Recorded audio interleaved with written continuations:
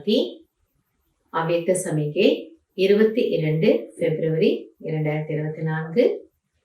இன்றைய பாப்தாதாவினுடைய இனிமையான அறிவுரை படிப்பினை என்னவென்றால், आपका हर कर्म गुण संपन्न हो।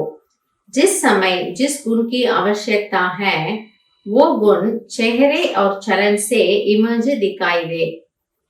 பாபா புரிய வைக்கிறாரு, உங்களுடைய ஒவ்வொரு செயலும் குணம் நிறைந்ததாக இருக்கட்டும்.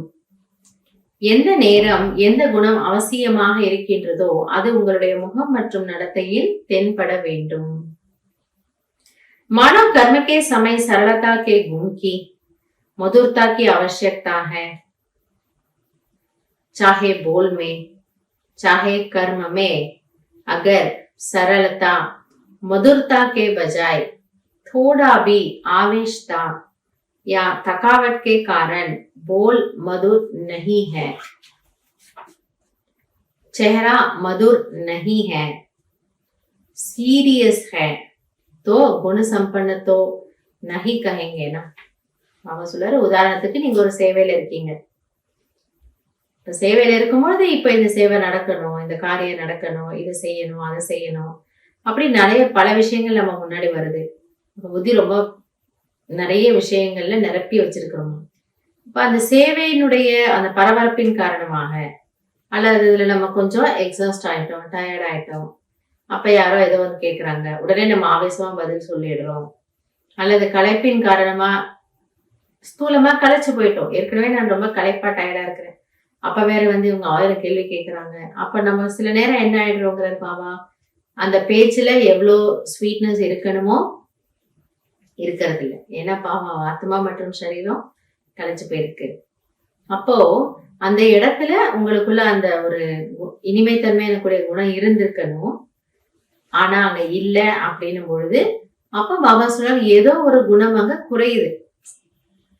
அதனால நம்மால அந்த நேரம் அப்ப அந்த சகிப்புத்தன்மை குறையுதா, அல்லது ஏதோ ஒரு தேவைக்காக தான் இவங்க என்கிட்ட இப்ப வந்து கேக்குறாங்க. ஸோ அந்த தேவை என்னன்னு புரிஞ்சு நம்ம கொஞ்சம் நிதானமா பதில் சொல்லலாம். அந்த ஒரு பகுத்தறியக்கூடிய சக்தி ஏதோ ஒண்ணு குறையக்கூடிய காரணத்தினால உங்களால அந்த இடத்துல இனிமையா இருக்க முடியல. कैसे भी सर्कमस्टेंस हो लेकिन मेरा जो गुण है वो इमर्ज होना चाहिए.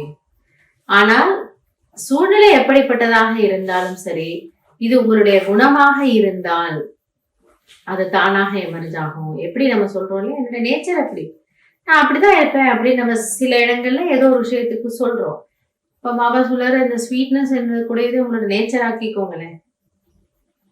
நேச்சர் ஆக்கிட்டீங்கன்னா எப்படிப்பட்ட சூழ்நிலையாக இருந்தாலும் நீங்க அப்படிதான் இருப்பீங்க. அதுல இருந்து உங்களுக்கு வெளியில வரவே தெரியாது. வேறு விதமா பேசுறதுக்கோ வேறு விதமா ரியாக்ட் பண்றதுக்கோ கூட உங்களுக்கு வராது. ஏன்னா உங்களுடைய குணமே எப்படியா, ஸ்வீட்னஸ். அதனால பாபா சொல்றாரு, இந்த ஸ்வீட்னஸ் என்பதை, இனிமைத்தன்மை என்பதை உங்களுடைய குணமாக்கிக்கோங்க. அப்போ சூழ்நிலை எப்படிப்பட்டதாக இருந்தாலும் சரி, எவ்வளவு ஒரு கடினமான ஒரு சேவையில நீங்க இருந்தாலும் சரி, அந்த கலைப்பற்ற நிலை மற்றும் இனிமைத்தன்மை உங்களால தாரணை செய்ய முடியும். நல்லது. ஓம் சாந்தி.